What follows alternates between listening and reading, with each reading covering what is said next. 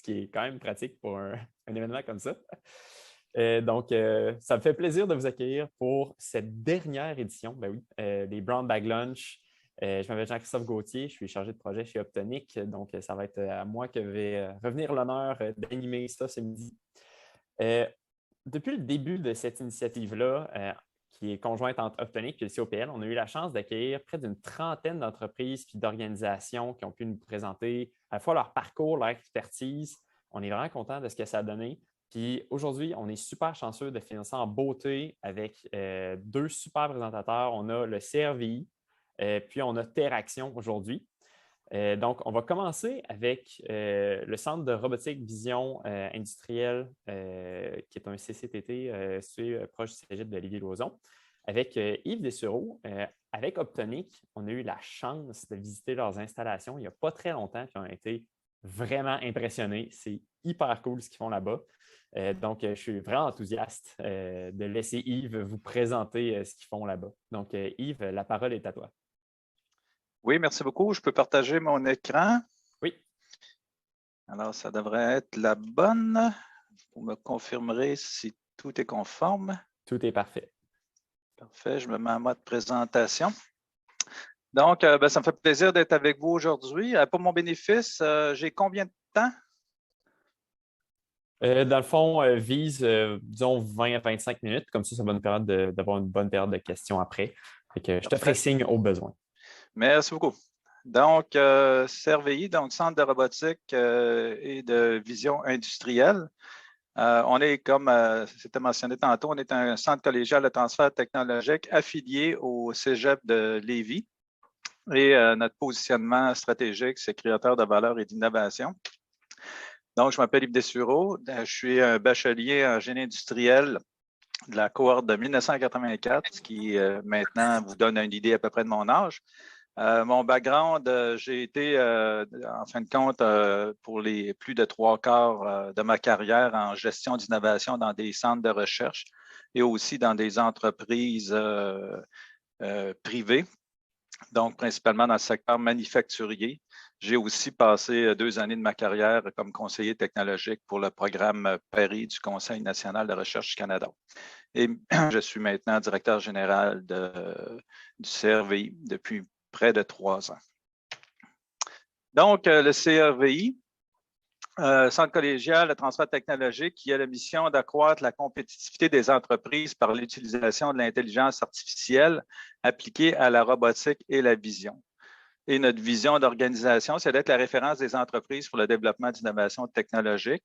Nos valeurs organisationnelles, la passion, l'innovation, l'inclusion et la collaboration. On est un OBNL, donc volume d'affaires de 3 millions par année en croissance. Normalement, avec notre plan stratégique sur 5 ans, on devait atteindre 3 millions dans 2 ans. Donc, en plein milieu de notre plan stratégique, on a déjà atteint notre objectif 5 ans, ce qui fait que notre croissance se poursuit et on devrait normalement atteindre un chiffre d'affaires de 4 millions d'ici la fin de notre plan stratégique, si notre croissance le permet. En fin de compte, on réalise au centre de 30 à 50 nouveaux projets de recherche appliqués par année. Développe 75 nouvelles applications, produits et accompagnements par année. Il faut comprendre que les projets de recherche, c'est une chose. Puis, on fait du transfert technologique, on fait aussi de la formation. Donc, dans le portefeuille de projets, ça nous fait plus d'interventions. Puis, dans les 2 dernières années et demie, on a rentré au centre pour 2,5 millions de nouveaux équipements.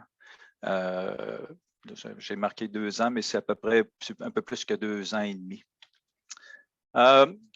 L'équipe actuelle, donc on est au centre 23. On avait au budget planifié 25 au 1er janvier. On va être un petit peu en dessous de notre objectif, mais on continue de poursuivre nos démarches pour continuer à rentrer du talent. Principalement, donc, les domaines d'expertise des employés, c'est des maîtrises, doctorats, techniciens, bac dans les disciplines du génie physique, du génie électrique, de l'informatique, du génie manufacturier. grosso modo, et nos techniciens, principalement des techniciens du cégep dans le domaine de l'informatique ou de l'automatisation. On a 3 nouvelles ressources qui se joignent à nous, en fin de compte, depuis le mois de novembre, là, 3 nouvelles ressources qui vont rentrer d'ici janvier. Donc, nos partenaires, collaborateurs, on en a plusieurs, mais spécifiquement, je vais parler de Synchronex. Synchronex, c'est le réseau des centres collégiales de transfert technologique. Donc, c'est la bannière sur laquelle les 59 centres spécialisés au Québec se regroupent. 59 centres dans différentes disciplines, mais il y en a 10 de ces centres-là qui sont des centres en innovation sociale et 49 qui sont des centres technologiques dans les domaines de l'industrie numérique pour 14 de ces centres-là. On a 7 centres qui forment aussi un regroupement qui s'appelle ForceCI. Donc, ForceCI, c'est un consortium de centres qui a reçu un financement et une reconnaissance du ministère de l'Économie pour être une force de frappe en intelligence artificielle appliquée associée aux entreprises. Ces 5 centres-là, il y a Jacob, qui est un centre en AI. Il y a le CIMI, ici à Québec, à Sainte-Foy. Il y a le Cédrin à Matane, Productique Québec à Sherbrooke. Jacob, centre, pas Jacob, cybersécurité.org, un centre en Ottawa en cybersécurité, et le CIMEC à Sainte-Thérèse. L'escouade numérique, c'est 14 centres, comme je mentionnais tantôt. On travaille avec plusieurs organisations, que ce soit des universités, des centres de recherche, des centres d'innovation à caractère industriel, le CRIC, l'INO, l'Université Laval. On travaille avec les universités du côté de Montréal aussi. On travaille avec l'UQAR. On est aussi pas mal connecté avec des grands manufacturiers, donc tous les manufacturiers de robots. On a une entente de partenariat avec Matrox, NVIDIA. On fait aussi partie du grand projet de Q-Scale, qui est le projet de la zone d'innovation ici à Lévis. Puis, on héberge au CRVI aussi un conseiller du Paris, qui est Denis Martineau. Donc, un conseiller du CRVI qui est avec un conseiller du Paris qui est avec le CRVI depuis, je dirais, plus d'une quinzaine d'années, même plus. C'est d'ailleurs, j'occupais le poste de Denis en 1995. Donc, c'est Denis qui a ramassé cette chaise-là.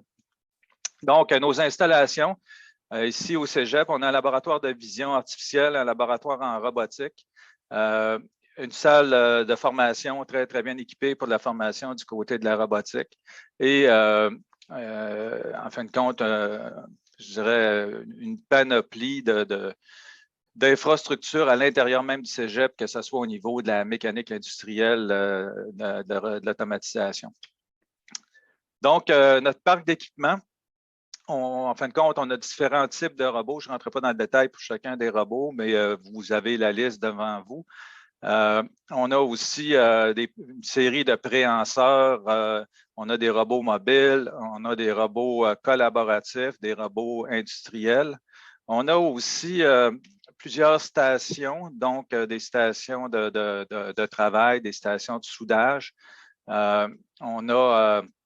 On est équipé au niveau des laboratoires pour prototyper des applications. C'est un peu le rôle qu'on a, en fin de compte, au niveau de notre intervention. On n'est pas un intégrateur ni un équipementier. On travaille en collaboration avec eux, souvent en amont, pour dérisquer les projets. Donc, travailler avec les entreprises, faire tomber les risques au niveau des projets, puis d'arriver, en fin de compte, pour que quand les entreprises se présentent devant les intégrateurs avec un cahier de charge, bien que le projet ait déjà été testé, puis qu'on sache déjà une bonne idée des performances techniques que ça devrait rencontrer. On a aussi, on commence à travailler de plus en plus parce qu'on a de la demande là-dedans au niveau de la robotique de service. Étant donné que tous les secteurs sont touchés par l'enjeu de main-d'œuvre, on essaie de trouver une série de moyens pour être de plus en plus efficace. Alors ici, c'est un exemple d'un robot qu'on vient d'acquérir, qui est un robot de présentiel, mais qu'il y a de plus en plus d'organisations qui nous font des demandes pour voir le potentiel de ces technologies-là. On a des demandes actuellement pour des cliniques de physiothérapie. En fin de compte, il y a plusieurs types de besoins. On l'utilise aussi à l'interne. C'est un robot qui nous permet de se connecter à distance, de pouvoir se déplacer dans le centre, d'aller rencontrer nos collègues. On peut le réserver dans un agenda. Il y a plusieurs fonctionnalités. Et c'est un robot qu'on peut programmer aussi pour lui rajouter des fonctionnalités. Au niveau de la vision artificielle et de l'intelligence artificielle, on est aussi très, très bien équipé. Donc, ici au centre, je n'ai pas compté, mais on possède plus qu'une quarantaine de technologies pour la vision. Ça va de domaine du visible, tous les champs hyperspectraux, les caméras couleurs, du noir et blanc. En fin de compte, on a une panoplie de technologies qu'on utilise dans le cadre de nos projets exploratoires. On a aussi un serveur IBM Power 9, qui est en fin de compte, qui est une machine spécifiquement conçue pour du calcul d'intelligence artificielle. On a aussi, il va rentrer après les fêtes, un nouveau serveur DGX avec 8 GPU qui va servir comme calculateur pour notre programmation de recherche en robotique avancée. On a aussi à Calcul Québec un serveur qui nous appartient à 4 GPU pour le calcul d'IA. Puis avec ForceCI, notre serveur, c'est un serveur qu'on a en collaboration avec ForceCI, mais ensemble, on a 13 serveurs à 4 GPU à Calcul Québec pour notre intervention en intelligence artificielle. Notre processus d'intervention, schématisé ici, est assez simple. En fin de compte, on va, dans nos services, en fin de compte, on réalise annuellement plusieurs diagnostics préliminaires. Donc, souvent via des visites interactives par le programme Paris. Donc, ça aide à identifier une opportunité technologique dans l'entreprise. On a aussi ce qu'on appelle des études de faisabilité. Donc, ça, c'est des projets qui visent à valider de la performance technique et financière. Donc, par la suite, on a aussi des projets R&D. Donc là, c'est vraiment des projets qui vont dans le dérisquage des projets, que ce soit en vision ou en robotique ou en intelligence artificielle. Et finalement, on est appelé aussi à accompagner les entreprises dans les processus d'implantation. Là, on est plus dans le cadre de coaching, de transfert technologique ou de la formation plus spécifique qui nous est demandée. Actuellement, au centre, on a pris un virage assez important. Donc, ce virage-là, si je veux le présenter simplement, il vise vraiment à intégrer nos trois champs de compétences vers la robotique avancée. Donc, c'est une robotique qui est plus intelligente, qui permet une meilleure agilité manufacturière, qui ouvre aussi énormément le marché de la robotique au niveau des PME. Puis, éventuellement, derrière, qu'est-ce qu'on fait? On essaie aussi d'intégrer la robotique avancée à la robotique collaborative pour rendre les chaînes d'approvisionnement plus résilientes au manque de main-d'œuvre. Puis, derrière tout ça aussi, il y a tout un volet de réduction de l'empreinte de carbone derrière les approches qu'on a. Donc, tout simplement, pour l'imager, la robotique traditionnelle, c'est une robotique qui est assez fixe. C'est une robotique de répétition. C'est une robotique de fabrication de lignes de montage, on peut le dire de cette manière-là, qui est, en fin de compte, extrêmement performant. En fin de compte, c'est une logique qui est définie par l'opérateur et qui est répétée des centaines de milliers de fois. On a de l'autre côté du spectre l'humain qui est très flexible, en fin de compte, qui est capable même de développer sa logique dans son environnement. Puis la robotique avancée, c'est justement d'avancer vers une robotique qui est plus en mesure d'appliquer sa logique, qui est en mesure d'être plus flexible puis d'opérer dans des environnements qui sont moins structurés. Fait qu'une autre manière de l'imager, à droite, on a un robot avancé, puis à gauche, on a un robot ordinaire. Ça fait qu'il n'y a aucune différence. Okay? Donc, physiquement, ce n'est pas là qu'on va voir la différence. La différence, elle est que un robot traditionnel, bon, il y a son système de contrôle, c'est assez intégré dans une machine, alors que la robotique avancée, c'est un système connecté qui est capable de se connecter avec une série d'outils qui sont interconnectés dans un écosystème numérique. Donc, on voit qu'on est à un autre type de niveau de complexité. Puis, notre programme de recherche, naturellement, vise à explorer ça. Là, je ne rentrais pas dans les détails de notre programme de recherche, mais je voulais juste vous montrer qu'on avait travaillé fort pour faire de quoi d'hyper compliqué. Mais grosso modo, si on veut retenir quelque chose de cette image-là, c'est que ce qu'on vise dans notre programmation de recherche, c'est de réduire le temps de configurer puis de développer des applications avec le mode robotique avancé. Donc, on veut passer beaucoup plus rapidement à la configuration puis à l'émergence d'une solution comme telle. Donc, pour y arriver, on va travailler pour chacun des objets qui constituent un système robotique pour les rendre plus intelligents via l'intelligence artificielle dans une logique où on va travailler avec des données massives, des services intelligents, des grands simulateurs dans un environnement cloud, puis des séquenceurs pour combinaison qui vont nous redescendre des modules intelligents qu'on va intégrer au robot. Ça fait que c'est un peu la chaîne qu'on voit ici. Donc, on a 4 volets de travail. Il y a un volet de travail qui touche tout l'aspect de l'architecture de référence puis l'intégrabilité. Le deuxième volet qui va toucher davantage ce qu'on appelle les capacités cognitives au niveau des systèmes robotiques. Le troisième, c'est tout le banc de simulation et d'expérimentation. Puis le quatrième volet qui vise les normes sur les modes d'utilisation des capacités avancées et de sécurité. Ce programme-là est en lien avec l'initiative de la zone d'innovation de Lévis. On est aussi très orienté sur le plan d'action de développement durable de la ville de Lévis derrière cette programmation-là, principalement sur les axes de développer des nouveaux créneaux d'excellence technologique, puis d'accueillir, je dirais, un volume assez important de spécialistes en intelligence artificielle appliquée. On fait aussi partie intégrante de l'orientation du plan d'action dans l'économie numérique du Québec. Puis, on a aussi, en fin de compte, sous-jacent à ce qu'on fait, 2 grands plans prioritaires, là, donc tout ce qui touche l'aspect de la gestion de la relève, des nouvelles compétences, puis l'enjeu de main-d'œuvre qui est lié à cet aspect-là. Et un volet un petit peu connexe, mais qui se greffe à notre programmation de recherche, et ça touche aussi le volet d'autonomie alimentaire. Je vais essayer de vous en parler un petit peu. Le partenariat technologique autour de notre programmation de recherche, un des partenaires majeurs, c'est BaseEI qui actuellement, via le projet QScale, construit un des plus gros ordinateurs en Amérique du Nord pour du calcul d'intelligence artificielle ici à Lévis. Le projet est en construction actuellement. C'est un partenaire important de notre programmation de recherche.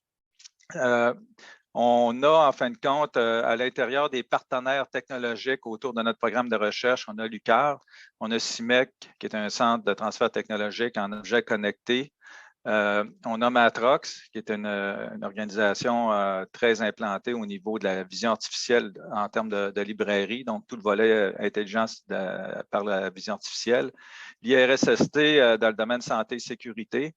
NVIDIA, qui est un partenaire important aussi. NVIDIA, c'est, en fin de compte, on le connaît beaucoup pour tous ses recherches et ses produits dans le domaine des calculateurs, des cartes graphiques, le GPU, des systèmes de calcul d'intelligence artificielle. Mais NVIDIA a toute une panoplie d'outils et de simulateurs pour la robotique avancée. Il travaille actuellement sur un des plus gros projets dans le monde, qui est l'industrie 4.0 BMW. On a un partenaire qui s'appelle SmartMill, qui est un des premiers partenaires qui s'est installé dans la zone d'innovation où le QScale se développe. Sinon, Productique Québec, cyberquebec.org, Jacob et Cédrin, des partenaires de l'escouade numérique, pas l'escouade numérique, mais de Force AI qui sont autour de notre projet au niveau technologique. finalement, la zone d'innovation de Lévis, le Cégep de Lévis et Desjardins qui sont des partenaires stratégiques dans notre projet. Des exemples d'applications qu'on réalise au CRVI. Pour la plupart d'entre vous qui lisez la presse, vous avez sûrement vu passer dans les nouvelles dans le courant de l'été. On a travaillé avec l'INO et Centris sur un projet de robots cueilleurs pour cueillir des brocolis en champ. Donc, c'est un système de vision artificielle qui va trouver les brocolis dans les champs puis qui va commander les robots pour les cueillir. Je suis rendu comment dans mon temps? Tu as encore le temps, je te dirais. Vise peut-être les 55 si tu es capable. C'est bon. Ben, celui-là, je ne le présenterai pas en vidéo parce que je vais vous donner un devoir à faire en fin de semaine, mais normalement, à la semaine verte, en fin de semaine, il devrait y avoir un reportage de 5 à 7 minutes où il devrait parler de ce robot-là. Donc, ça, c'est les dates qu'on nous avait données, je crois. J'espère que ça va passer là. Sinon, ça passera probablement la semaine suivante. Donc, un projet qui, l'objectif cette année, c'était de générer la première version alpha de ce produit-là, de l'emmener en champ puis de voir les performances. Puis, le projet va se continuer dans le courant de l'année pour arriver à l'été prochain avec une version avec au moins 16 robots fonctionnels pour l'année prochaine. On a aussi travaillé des projets pendant la pandémie. Ici, c'était une buanderie qui recevait des vêtements souillés qui arrivent des hôpitaux. Donc, l'idée, ça arrive dans des sacs. Il fallait prendre les sacs, ouvrir les sacs de plastique, alimenter ça sur un convoyeur, puis démêler le linge. Donc, une application de robotique qu'on a fait. Le projet a commencé à peu près en même temps que la pandémie.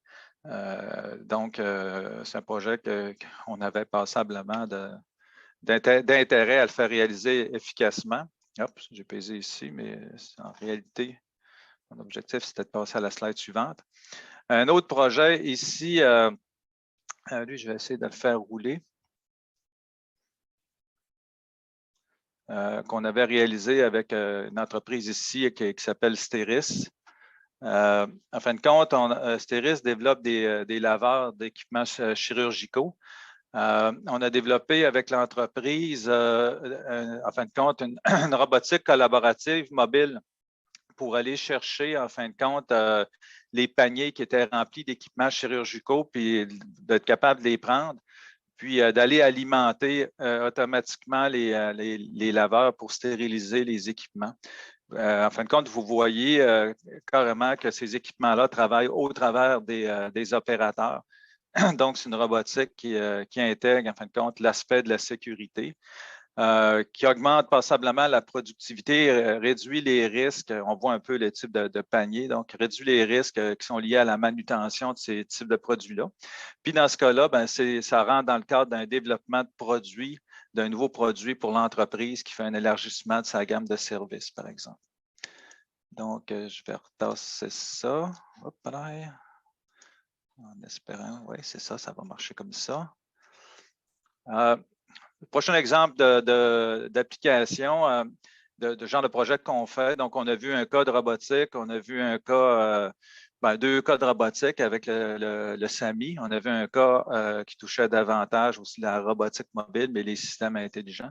Ici, on a plutôt un cas qui va un peu chercher notre expertise en vision artificielle, mais principalement notre expertise en intelligence artificielle. Donc, Optina, c'est une entreprise qui avait développé dans le passé avec Optech, un autre centre collégial de transfert technologique, un système de caméra qui filtrait, qui créait des images hyperspectrales. Et à partir de ces images hyperspectrales-là, posait un diagnostic précoce de la maladie d'Alzheimer. Donc, nous, actuellement, on travaille avec l'entreprise pour augmenter la performance de ces diagnostics-là en utilisant les réseaux profonds. Donc, tout simplement, on travaille avec l'entreprise pour aller chercher la signature optimale possible avec des réseaux profonds dans un système d'image hyperspectrale relativement complexe. Un autre exemple qui encore utilise davantage notre expertise dans ce cas-là en vision numérique. Mais SmartMill, qui est un des partenaires du programme de recherche aussi, mais qui est un client récurrent du centre. Donc, avec eux, on a réalisé un profilomètre générique qui est utilisé dans plusieurs applications, dont entre autres une application qui vient de terminer il y a quelques semaines, puis envoyer un premier prototype alpha en Pennsylvanie pour être capable de diagnostiquer tous les problèmes de fabrication qui seraient liés en lien avec une production de palettes de bois en série. Voilà, donc l'avantage à faire affaire avec le CRVI, naturellement, on a une équipe d'experts de haut niveau. On a accès à un réseau de partenaires, donc Forcière, l'Esquire numérique, Synchronex. On a aussi accès à des partenaires fournisseurs de technologies à la fine pointe. On a aussi d'excellents laboratoires qui sont à jour. On est associé à un cégep technique fort, donc la possibilité aussi d'utiliser des professeurs, des étudiants. On a un accès aussi à une panoplie de programmes à la recherche et à l'innovation. Un peu comme le modèle universitaire, le modèle des cégeps ont leur propre programme avec le Conseil de recherche de sciences et génie, le CRSNG. Donc, on a notre propre enveloppe budgétaire. Donc, on est en mesure de bâtir des programmes, aller chercher du financement à ce niveau-là, comme on peut aller chercher du financement du côté de MITAX, du FRQ. On a beaucoup de programmes dans notre champ d'expertise avec le MEI, donc tout ce qui est en lien avec la stratégie numérique au Québec, le développement d'équipements. Puis on a un partenariat historique avec le CRSNG, pas le CRSNG, mais le CNRC aussi, qui, en fin de compte, maille beaucoup d'entreprises avec nous pour développer avec ces entreprises-là de nouveaux produits ou améliorer les procédés de fabrication. Puis, on a un support, un accompagnement dans notre projet d'entreprise. Donc, ça fait partie de notre mode de fonctionnement. C'est-à-dire, on accompagne l'entreprise davantage dans son projet d'entreprise que juste à l'intérieur d'un projet comme tel. Voilà, ça fait pas mal le tour de la présentation que je voulais vous faire. Je vais arrêter le partage. Comme ça, je vais pouvoir plus vous voir. Excellent. Merci beaucoup pour ta présentation, Yves. C'est super apprécié. Donc, j'invite tous les participants là, qui auraient des questions pour Yves à les soumettre dans la section Q&A en bas de votre écran. Sinon, moi, j'en ai peut-être une pour toi. Il nous reste peu de temps, mais peux-tu nous parler peut-être un petit peu du processus qui a mené à la mission actuelle du CRVI et de son expertise? Oui, en fin de compte, je peux vous raconter l'histoire. Le CRVI, quand ça a été créé à l'époque, c'était le Centre de robotique industrielle du Québec. Donc, ça a été le premier nom que le centre a eu. Naturellement, le centre s'est développé, puis a amené un deuxième volet à son développement, qui était la vision artificielle. Donc, et en 1996, si j'ai bonne mémoire, c'est devenu le Centre de vision de robotique et de vision industrielle. Puis, l'intelligence artificielle s'est développée dans le centre au début dans le cadre des projets de vision artificielle. Donc, cette expertise-là s'est développée avec le temps. Puis, dans notre dernier plan stratégique, on a refait un positionnement fort. On a dit, où le centre devrait être dans 10 ans, où s'en va l'ensemble des technologies. Et c'est là qu'on a vu que notre élément distinctif comme organisation se retrouverait dans l'intégration de nos 3 piliers de développement. Donc, on est passé d'un volet qui était typiquement du développement en silo, puis la colle qui attache tout ça, c'est l'intelligence artificielle. C'est ce qui a fait en sorte qu'on a retravaillé notre image de marque. On a vraiment simplifié dans le libellé de notre image de marque, robotique, vision, AI, OK, c'est ça. Puis la colle de tout ça, c'est l'intelligence artificielle pour nous emmener vers de la robotique avancée. Donc, si ça peut répondre à ta question, c'est un peu comme ça que ça a pris forme.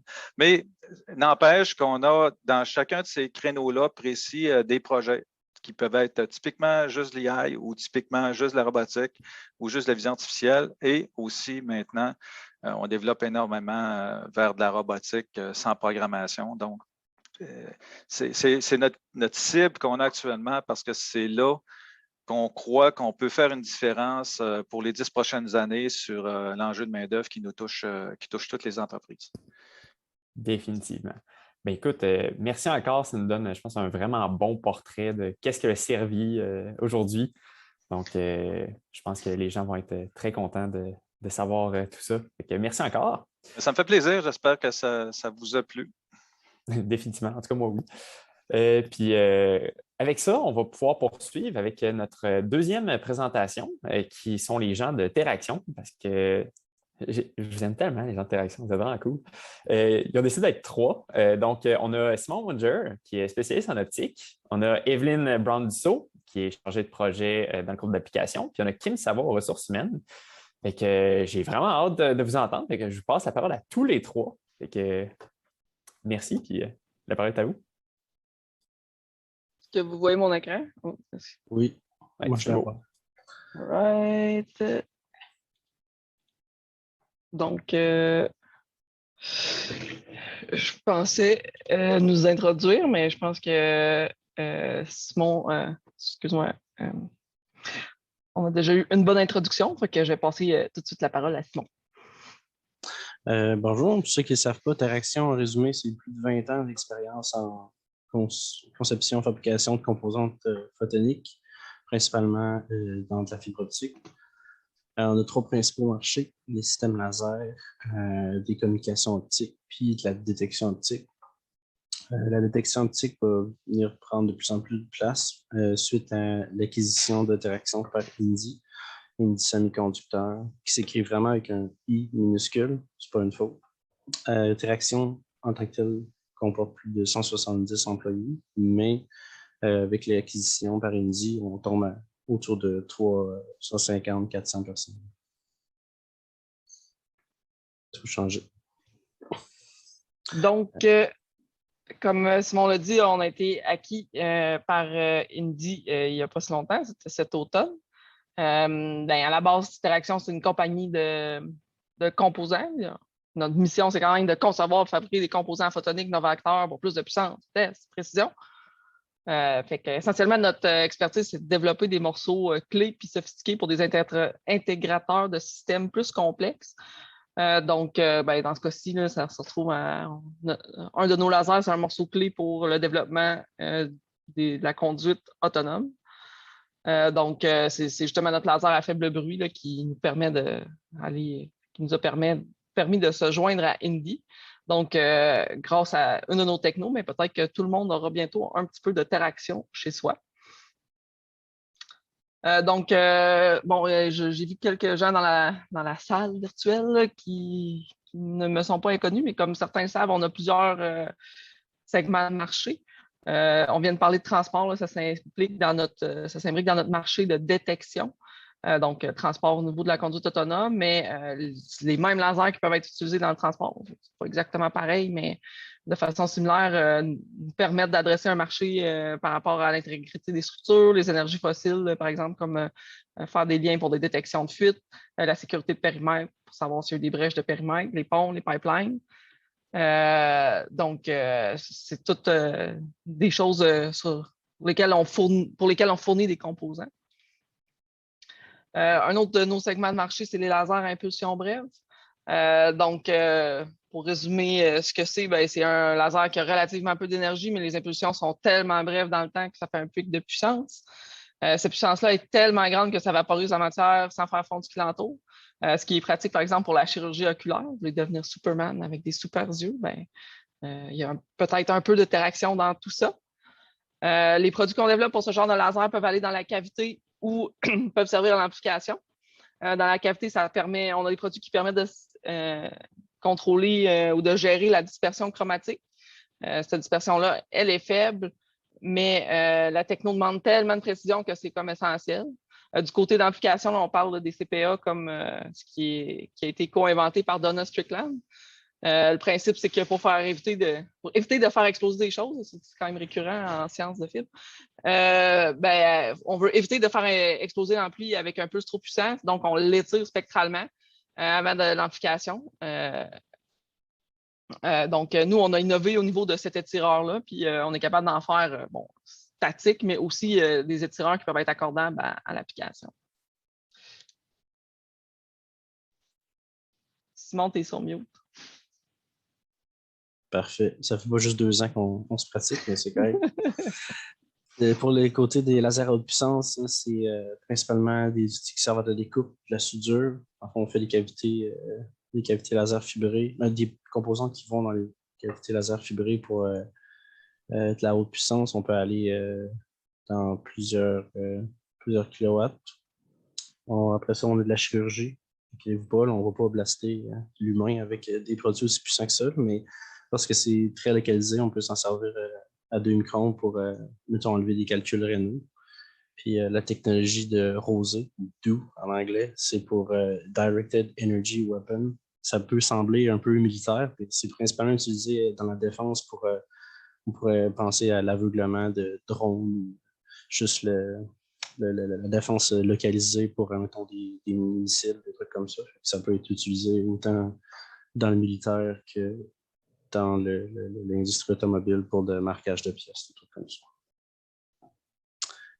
Ensuite, c'est le temps pour les vidéos de chat. À fond, composante pour les communications optiques, réseau 5G, dans le fond, comme interconnexion de centres de données. Souvent, les communications vont être faites par des ondes radio, mais en dessous, les tours vont être reliées par de la fibre optique avec des composantes qui viennent de chez nous. On peut faire aussi des lignes longue distance, aussi de l'émulation. Enfin, en place de développer, de déployer des centaines de kilomètres de fibres, on peut utiliser des systèmes qu'on fabrique ici pour simuler de la dispersion sur la longue distance. Donc, ça évite de faire le trajet dans l'Atlantique trop souvent. Ensuite, on va parler de notre quotidien. C'est quoi qu'on fait chez Interaction? Principalement, qu'est-ce que moi je fais? Je fais des dessins comme ça. J'ai un bac en génie physique. Et je suis un amateur de Photoshop, comme on peut le voir. Au fond, les images que j'ai mises là représentent un peu ce que je fais au quotidien. La première, c'est une boucle de rétroaction. Au fond, c'est que j'ai un feedback constant entre l'ingénierie et la production. En fond, je propose des designs pour faire des réseaux de fibres optiques. On regarde les résultats, on adapte, fait qu'on a un feedback. La pyramide, je ne sais pas si c'est Maya ou Aztec, mais c'est une pyramide. Juste pour dire que moi, quand je suis rentré chez Interaction, je n'ai pas un parcours typique. C'est que ça fait 2 ans que je suis ici, mais la première année, j'ai travaillé à la production. Ensuite, quand un poste s'est libéré en ingénierie, je suis monté dans la pyramide pour aller au 2e étage. Et la balance, c'est le parfait mélange entre la théorie et la pratique. Dans le fond, la pratique, c'est le labo. Dans le fond, je fais des tests, je fais de la théorie. Pour ça, je prends mes calculs, je vais les tester en bas. Quand ça fonctionne, on peut envoyer ça à l'échelle de la production. Puis la théorie, ben, c'est des livres, ça peut être des cafés en montagne. C'est pas mal ça. On va passer la parole à Evelyne. Donc, juste pour donner une autre idée de c'est quoi le travail chez Interaction, je vais juste donner une idée d'un peu mon parcours parce que j'ai travaillé dans plein de domaines divers chez Interaction. Comme plusieurs personnes en optique dans la ville de Québec, j'ai fait un bac en ingénierie à l'Université Laval, puis une maîtrise au CEPL en collaboration avec nos amis de chez Coractive. Puis ça fait maintenant 5 ans que je suis chez Interaction. Puis dans ce temps-là, j'ai eu le temps d'occuper pas mal de postes. Au début, j'étais ingénieur optique, donc j'ai contribué à développer des réseaux de Bragg qui vont dans les applications de haute puissance. Le nerf de la guerre dans ces applications-là, c'est de s'assurer que ça ne saute pas en raison des défauts dans le réseau ou de la saleté sur la fibre. Parce que sinon, ben, quelques explosions peuvent suivre. Là, pour vrai, au sens littéral et figuré, ma job, c'était d'éteindre des feux. Sinon, ben, mon interaction avec la production dans ces produits-là m'a amené à ensuite occuper un poste pour faire du transfert de produits en production. Donc, imaginez qu'on prend un projet de maîtrise à l'Université Laval puis qu'on se dit « Hey, il faut maintenant en faire 25 puis vraiment vite. Puis aussi, il ne faut pas que ça coûte trop cher. Puis aussi, il va falloir que ça soit fait par des gens qui n'ont pas un background nécessairement technique. Donc, ce n'est pas des problèmes évidents. Là, si on veut être rentable à quelque part, ce qui est un peu l'objectif de plusieurs compagnies privées, ben, il faut développer une panoplie d'outils de travail, de fabrication, des instructions de travail, des gabarits. C'est ça. Puis par-dessus tout ça, ben, il faut être capable de faire preuve d'écoute et de communication là, pour arriver à transférer l'information entre les parties prenantes. Puis aussi, des fois, c'est comme traduire le langage. Donc, ça a été ma deuxième épreuve chez Interaction. Puis finalement, depuis quelques mois, je suis maintenant chargée de projet pour tout ce qui touche les applications. Dans chaque grand axe qu'on vous a présenté plus tôt, là, la détection, les impulsions brèves, les lanceurs d'eau puissance. Dans le fond, on se développe des bandes tests pour tester nos composants dans des conditions clients. Le but, ce n'est pas de faire des systèmes comme nos clients font, mais c'est bien de les répliquer pour être sûr qu'on est capable de bien les supporter dans leur développement de produits. Ça vous donne un peu une idée de comment on est structuré maintenant. Je voulais aussi parler un peu de qu'est-ce qui démarque vraiment Interaction par rapport aux autres entreprises. C'est vraiment que l'ambiance à l'interne. Les objectifs et les livrables sont structurés de façon à favoriser l'entraide, la collaboration. On a des revues de projet à chaque 6 mois. Au lieu que ce soit chacun qui tire de son bord pour que tout le monde essaie compétitivement d'atteindre leurs objectifs personnels, nos objectifs sont communs. Donc, ça favorise la collaboration et le dialogue. L'équipe de direction est quand même assez transparente sur où on s'en va et c'est quoi les défis qui nous attendent. Ce que je ne peux pas dire qui est le cas pour beaucoup d'autres entreprises que j'ai eu la chance de côtoyer ou que mes amis et collègues ont eu la chance de côtoyer à Québec. Donc, voilà. Sinon, le travail, je dirais que c'est bien, là, mais il y a d'autres choses il y a plus que juste le développement des nouvelles technologies. Chez Interaction, on a aussi des activités de ressourcement en équipe. Là. Donc, vous pouvez voir mon superbe talent au golf qui m'a valu 3 fois le prix Citron, c'est-à-dire la pire équipe de golf de la place. Mais on fait plein d'activités comme des sorties, on a fait des sorties de glisse, des sorties au hockey, une dégustation de bière, whisky. Pendant la pandémie, on avait des jeux de société en ligne, donc on a su se renouveler. Donc, voilà, ça ressemblait un peu à ça.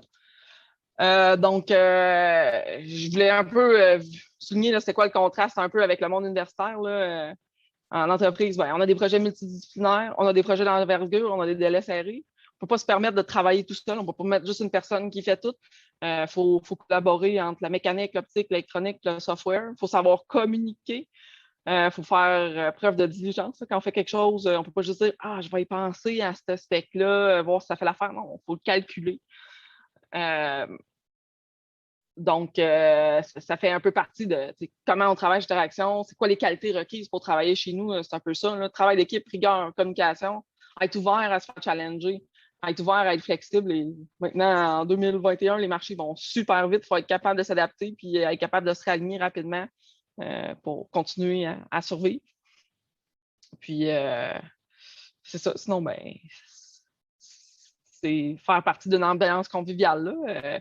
On n'est pas juste là pour travailler, on est là pour se développer ensemble. Puis, c'est ça. J'aime vous présenter J'aime toujours ça présenter cette image-là, là, qui est l'importance critique et capitale de la communication. Là. On ne peut plus tout faire tout seul. Les demandes, le développement passe par tellement d'intervenants que souvent, là, ça donne des choses comme ça. Là. Le client demande quelque chose, c'est pas clair. L'ingénierie essaie de comprendre, OK, on va faire ça. Puis les ventes, eux autres, pendant ce temps-là, ils ont vendu genre la gloire et l'arche de Noé et le ciel puis la lune en même temps. Puis en fin de compte, on ne livre pas la bonne affaire. Donc, c'est vraiment, vraiment important de raffiner et d'être capable de communiquer là, pour éviter ces choses-là. C'est le nerf de la guerre, je dirais, dans plusieurs entreprises. Là. Si on peut éviter de faire ça, on sauve beaucoup de temps. On devient une entreprise efficace. C'est ce qu'on veut. Je vais céder la parole à Kim. Parfait. Merci beaucoup, Evelyne. Donc, en fait, je vais en profiter tout de suite pour vous présenter un peu de nos postes disponibles, mais je vais quand même me présenter d'abord. Donc, moi, je suis Kim Savoie, je suis conseillère en ressources humaines chez Interaction depuis quelques mois seulement. En fait, depuis 2 mois. Donc, je suis encore très nouvelle dans l'entreprise, donc je peux encore me considérer comme, je suis encore nouvelle, donc je peux encore témoigner d'un œil pas trop biaisé que ce qu'on dit sur l'ambiance de travail, la dynamique de travail, c'est vraiment vrai. Tu sais, je l'ai vu de l'extérieur, c'est ce qu'on disait de Interaction, mais en arrivant chez Interaction, dans mes premiers jours, j'ai vraiment vu que c'était vrai. Donc oui, les gens sont ouverts, ils veulent t'intégrer facilement. Donc, ils veulent que tu te sentes pas comme un boulet là, qui vient d'arriver chez Interaction. C'est super En fait, tout le monde veut t'intégrer. Voilà. Donc, voilà, juste pour vous donner un exemple, mes premiers jours chez Interaction, tout le monde, même en contexte de pandémie, il n'y a pas. C'est un petit peu plus difficile, mais tous les gens étaient ouverts à venir me voir à mon bureau, à m'accueillir, à me souhaiter la bienvenue, puis à offrir leur aide aussi. Donc, tu sais, déjà, dès les premiers jours, ben, je me sentais à ma place, puis que je sentais que je pouvais faire partie d'un grand projet. Voilà. Donc, on ne dit pas juste ça pour vendre du rêve. Puis c'est un peu ce qu'on cherche, justement, comme Evelyne a dit, hein, c'est un peu ce qu'on cherche chez nos futurs employés. C'est vraiment des gens qui sont ouverts, qui ont envie de travailler en équipe dans des projets multidisciplinaires, puis qui ont envie d'apprendre aussi à tous les jours. En fait, en travaillant dans des projets multidisciplinaires, c'est sûr que tu vas travailler sur des choses que tu connais moins, mais que tu vas apprendre à tous les jours. Comme même moi, évidemment, je suis en ressources humaines, donc la haute technologie, ça me connaît moins. Mais j'apprécie vraiment le travail de Simon et d'Evelyne de vouloir m'aider à apprendre aussi plus sur le sujet. Merci. Puis, donc, voilà, ça m'amène à vous parler de nos postes qu'on a disponibles ici. Donc, on a mis un stagiaire avec un grand S, comme vous pouvez voir. C'est qu'en fait, à l'année longue, Interaction cherche des stagiaires étudiants. Donc, si vous avez l'opportunité, si vous avez envie de travailler chez Interaction pendant vos sessions universitaires, mais vous avez la possibilité. Puis, ce qui est intéressant aussi, c'est que en commençant votre emploi étudiant ou votre stage, vous avez souvent l'opportunité de reconduire votre contrat session après session. Donc, ce qui peut arriver aussi, c'est que des étudiants qui vont avoir terminé leur cheminement à l'école, sur les bancs d'école, ils vont pouvoir peut-être signer un contrat permanent pour débuter leur carrière chez Interaction. Donc, on voit ça quelques fois. Puis ça peut être très intéressant d'avoir déjà un pied dans la porte de conseiller de travail, en fait, de voir ce que vous avez appris à l'école puis de l'appliquer déjà au travail. Ça peut être super intéressant. On est aussi à la recherche de chercheurs, ingénieurs spécialistes en optique, en électronique, en automécanique, chargés de projet. Et plus encore, en fait, l'année 2022 arrive. Évidemment, je vous invite à quand même suivre les futurs postes qu'on va avoir de disponibles. On ne fait que grandir présentement. Il y a aussi on est aussi à la recherche de technologues en ingénierie, en électronique. Donc, je vous invite vraiment à en parler aussi. On est accueillant, on veut recevoir des CV, on veut voir du monde, du nouveau monde, puis la relève, quoi. Donc, voilà. Donc, je vous invite à postuler au emploi@teraction.com ou sinon de nous écrire sur notre LinkedIn de Teraction. On est toujours ouvert à répondre à vos questions ou à tous vos commentaires. Donc, voilà, on est rendu à la période de questions si vous en avez. Alors, encore une fois, merci beaucoup. J'ai le goût de dire tout le monde, comme l'équipe de trois au complet. Donc, si vous avez des questions pour eux autres, gênez-vous pas à les écrire dans la section questions et réponses en bas de votre écran. Sinon, moi, je peux commencer par une question. Dans le fond, chez Teraction, vous avez plusieurs axes de recherche, de travaux, plusieurs lignes de produits. Y en a-tu une en ce moment dans laquelle vous commencez un nouveau projet que vous êtes vraiment fier? Je peux laisser Evelyne ou Simon répondre sur ça. Genre personnellement ou ça peut être personnellement, ça peut être aussi au niveau de l'entreprise, comme qu'est-ce qu'il y a de neuf? Là? C'est sûr qu'avec l'acquisition d'Indy, tout ce qui touche la conduite autonome, le leader automobile, c'est le nouveau nerf de la guerre. Mais ceci étant dit, on ne laisse pas tomber nos autres segments de marché. Mais c'est sûr que les projets leader et tout ce qui touche à ça, ça donne de la nouvelle traction. Puis c'est cool là, parce que c'est un projet qu'on pourrait vraiment avoir de l'impact sur une bonne tranche de l'humanité. Puis faire une différence sur comment on gère l'avenir, peut-être même les impacts environnementaux. Donc, c'est quand même assez cool. Puis de mon côté, on commence les projets à 2 microns pour le médical. Fait d'avoir un impact sur la santé des gens, c'est le fun. C'est faire des lasers qui découpent des feuilles de métal. Tu dis, bon, c'est ça qui est ça, mais faire des trucs qui pourraient sauver des vies, c'est motivant aussi. Peux-tu nous en dire un petit peu plus sur c'est quoi exactement que... Non. Tu as le droit de dire on n'a pas le droit. Là. On est en train de signer des NDA avec nos clients, donc C'est bon. on va se garder une petite gêne pour l'instant, mais on espère peut-être pouvoir vous en parler une prochaine fois. On est assez récurrent dans ces meetings-là, donc c'est sûr qu'aussitôt que Interaction aura des nouvelles à ce sujet-là, on ne se gênera pas de diffuser l'information. Excellent. Sinon, peut-être que je vous relancerai un petit peu. Vous avez parlé beaucoup de la communication à l'intérieur de l'équipe pour bien accomplir les projets. Chez Interaction, comment vous fonctionnez justement pour que la chaîne de l'information passe vraiment bien d'une personne à l'autre et qu'il y ait vraiment une bonne cohésion? Moi, je peux en parler parce que souvent, ça commence le lundi, on a un loading.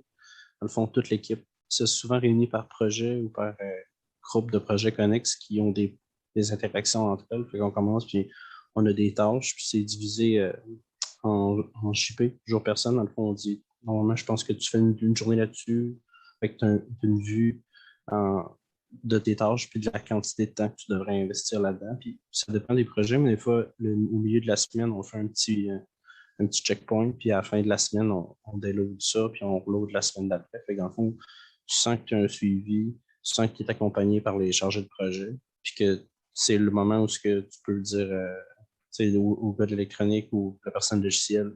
Ah, ben là, je vais faire ça cette semaine, tu peux venir m'aider, qu'est-ce que tu as besoin? C'est vraiment super multidisciplinaire. Tu as une visibilité sur qui travaille avec toi. Là. Ah, cette semaine, on fait un nouveau laser. Ça va être Philippe avec Evelyne qui vont développer ça. Puis là, tu le vois, c'est qui est responsable de la tâche, c'est qui est responsable des choses, c'est qui les intervenants qui sont assignés à ton projet. Il y a aussi souvent, de façon plus mensuelle ou bimensuelle, des rencontres de genre, ça, c'est nos projets qu'on vous avait présentés. C'est là qu'on est rendu. Qu'est-ce qui est critique dans ces projets-là? C'est telle activité. Donc, n'hésitez pas à vous supporter quand ces activités-là arrivent. C'est ceux-là qui sont prioritaires.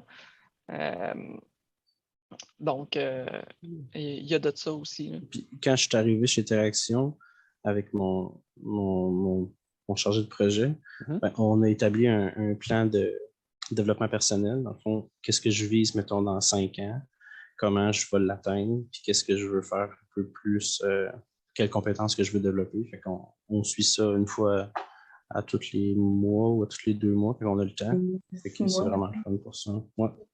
Puis les objectifs, c'est des objectifs corporatifs un peu plus pour tout l'ensemble de l'ingénierie. Fait que tu n'as pas la pression personnelle de mon Dieu, si je ne réussis pas ça, je vais ça va avoir un impact. En fait, c'est comme tout le monde qui pousse dans la même direction. Puis ça amène à des bonus.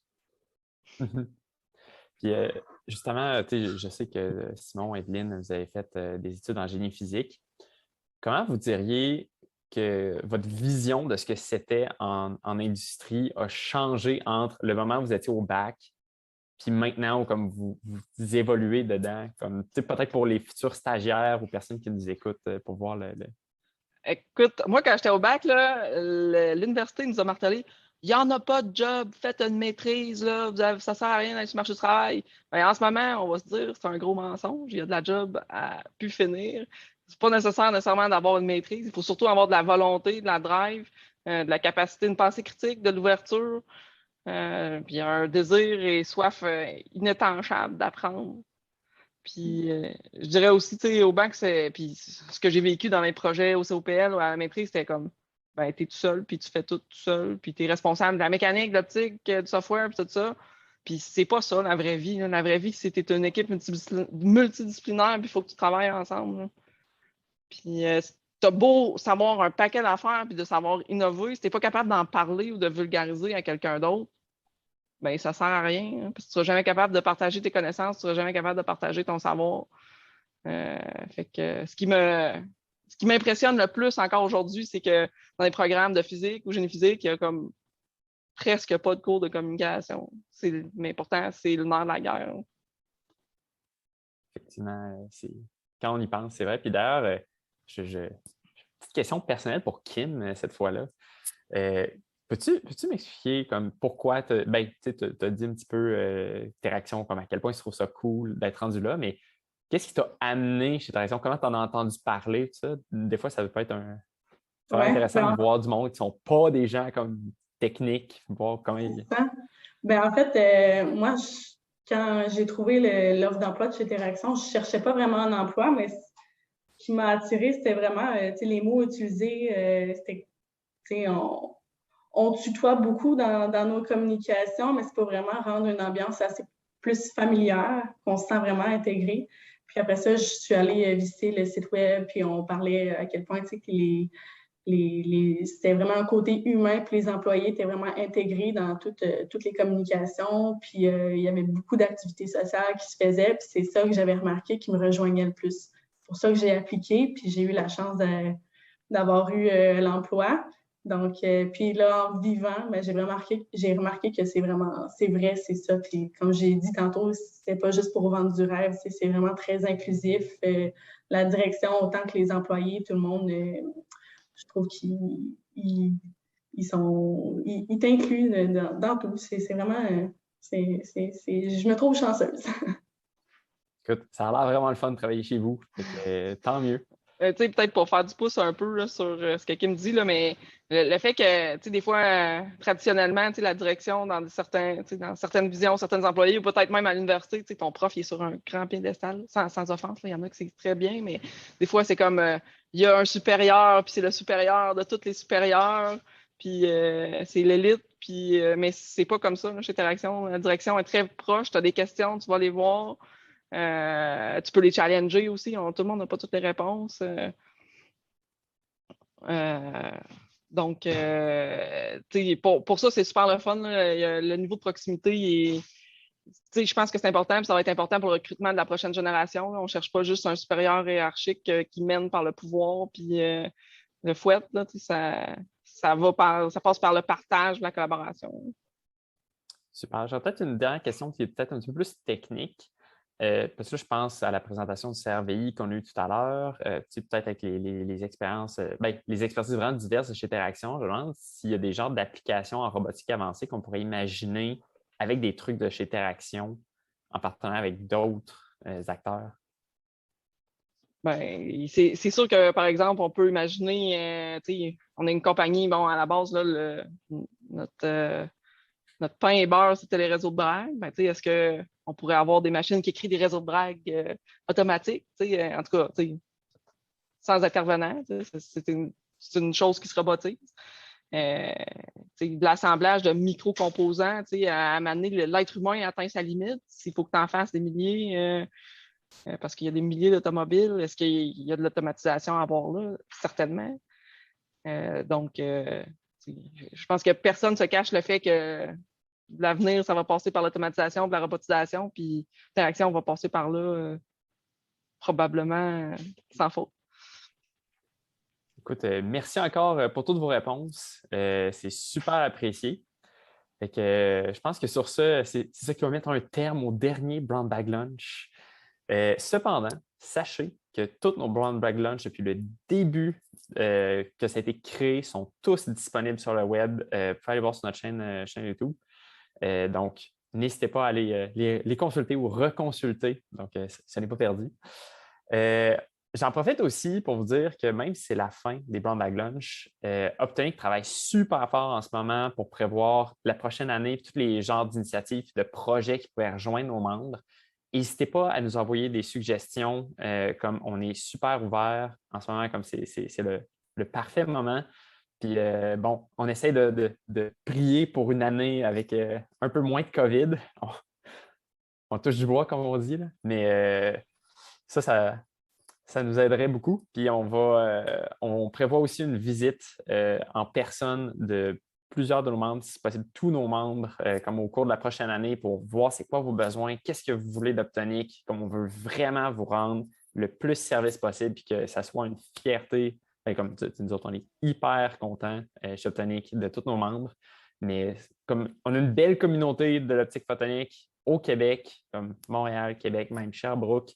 Fait que c'est vraiment en rassemblant tous ces acteurs-là qu'on va réussir à rendre ça encore plus cool et faire rayonner notre expertise internationale. N'hésitez pas à nous contacter. Puis sur ce, la seule chose qu'il me reste à faire, c'est vous souhaiter un bon vendredi après-midi. Merci, Madison. Ça me fait plaisir. Puis merci encore aussi à Yves du CRVI de nous avoir présenté. Merci. Excellent. Bon, Au revoir tout le monde. Merci, bye-bye. Au revoir. Merci à tout le monde.